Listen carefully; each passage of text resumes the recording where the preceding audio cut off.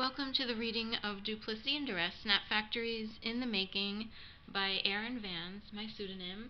I'll be reading from Chapter 12, entitled Mitsy and the Bleeding Orange. The hard truth is that every time we let someone undercut our dignity and integrity, we are colluding, helping them hurt us. That's an excerpt from Emotional Blackmail by Susan Forward, Ph.D. Mitsy and the Bleeding Orange. She left social work to pursue acupuncture and turned out to be one of the most off-balance people I've ever met in my entire life. That would include a full 39 years at that point in time. And I've interacted with a fair share of people burdened by some very serious issues, so this is no small statement. I'm sorry if this sounds downright mean, insensitive, and inconsiderate, but I ask you, please forgive me. Compassion and empathy have been my middle name since birth. I need a break on this one. Mitsy, the name I chose for her, is the kind of person for whom no empathy should be bestowed. By this I mean, I can't imagine anyone, not even the most forgiving nun, scrounging up even the minutest amount to offer her. Mitsy is technically American, but was raised for many years overseas behind the East Wall when it was still up, by parents who she said were involved with world diplomacy.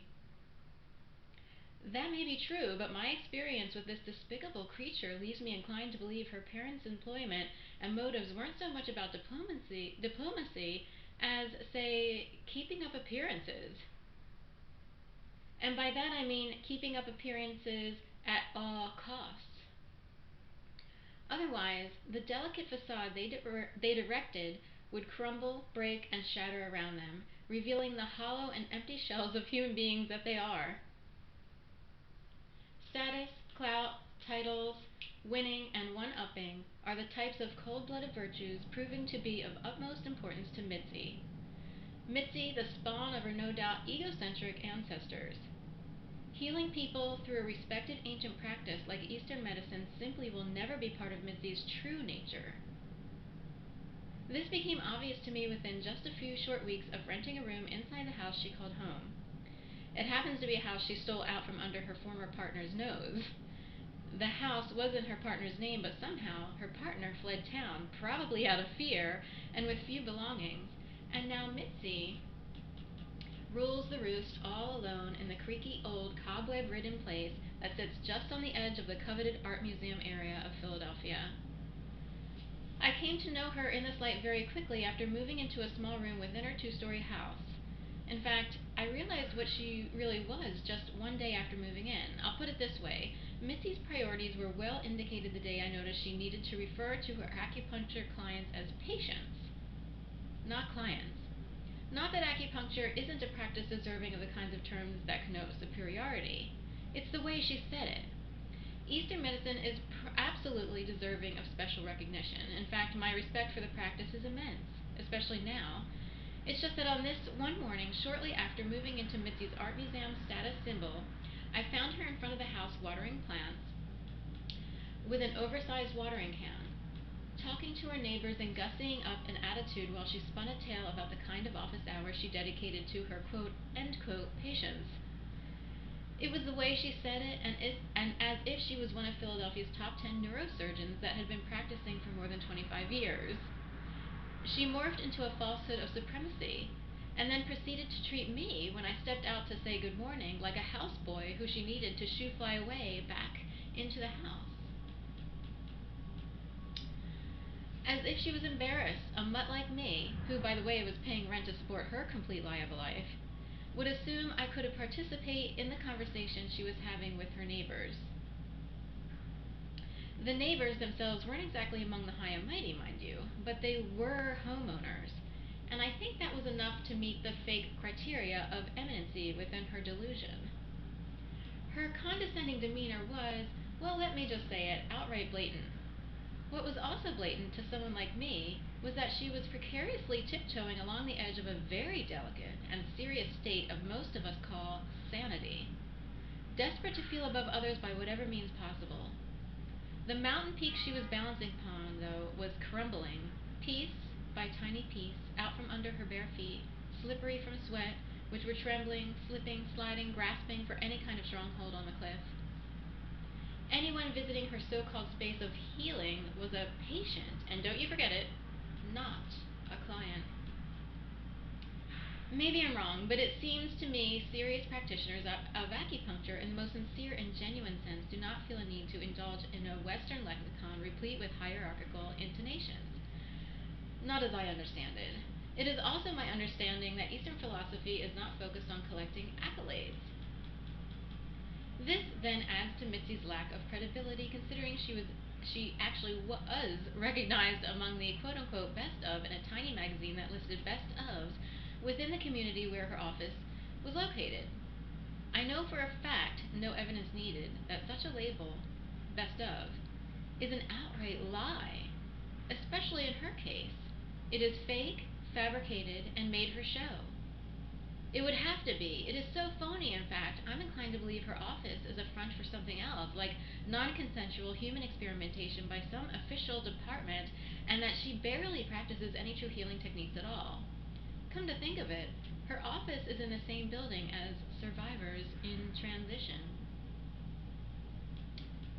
Now that I've gotten that off my chest, and I thank you for indulging me, I will describe her physical and non-physical traits as a person. Mitzi has fiery red hair, freckled skin, a taut face, thin lips, a spastic jumpy mannerism, as if she was wound too tightly and couldn't help but need to bark and pounce on anyone or anything possessing the slightest vulnerability.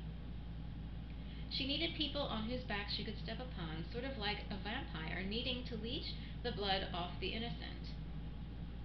But she had a look about her that was familiar, to me at least, as a white bread person. In fact, I mentioned spotting someone around town resembling her, and when I told her this, she said, "Oh, you saw one of my people," and laughed it off. I will admit, however, I felt an unmated attraction to her, initially, that is. Let's just say this, I would have gone home with her if she were, in fact, the last one still standing at the bar for final call. I say this in an endearing way, not in a misogynistic way. Please, I'm nicer than this chapter might reflect. But any desire to go home with her in that way took a sharp turn after knowing her on a more full-time basis for only a couple of days. Misty and I originally crossed paths because of our participation on Team Farmonica's Dragon Boat Race crew during the spring and summer of 2010. Every week, I rode my bike all the way from the neighborhood location down in Center City to the riverfront path all the way up to where the practice took place on the docks located a half a mile or so past Boathouse Row along Kelly Drive. Mitsy stood out as the one who asserted herself a little too much, in a needy way. I figured she was overcoming something in her life, which compelled her to work so hard at it. On the actual race day, however, I didn't ride my bike. I joined a carpool she coordinated that consisted of 4 passengers to show up on the banks, the Schuylkill banks. While in the car, a discussion got underway about where each of us lived, where we came from, and how we wound up here in this whole dragon boat race thing. Every single one of us was new to it, and most of us were recruited by people sitting on the board for Team Farmonica. We all ho-hummed saying, "Oh, you too, huh? That's how I got here," and chuckled about our new adventures with paddling dragon boats down the river. Somehow the conversation took a turn to housing.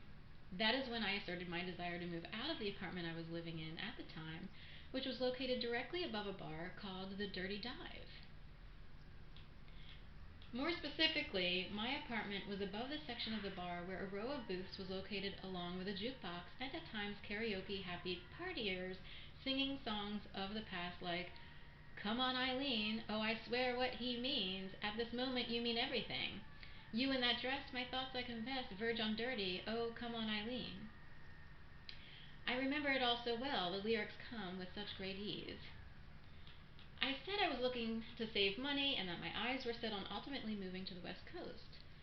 Mitzi's ears perked up, like a border collie on the move to wrangle in the sheep. Her spine stiffened to an erect position which pushed her back away from the driver's seat. At which point she very quickly informed me of the second bedroom she wanted to rent out in her house. She, too, wanted to save money. It would be a win-win situation. It was decided we would connect later that week when she would show me the place and we could mutually decide if all was copacetic. A hopeful start to a full day of racing dragon boats up and down the Schuylkill River with teams from within the city and just outside of it. I'll stop there with the chapter on Mitsy. If you want to know more about what Mitsy was willing to do for this particular situation and experience that I wound up having, please buy the book, because you won't believe how far this one went to participate in slaughtering a fairly nice and decent person. Thank you. Please don't forget to like, share, and subscribe.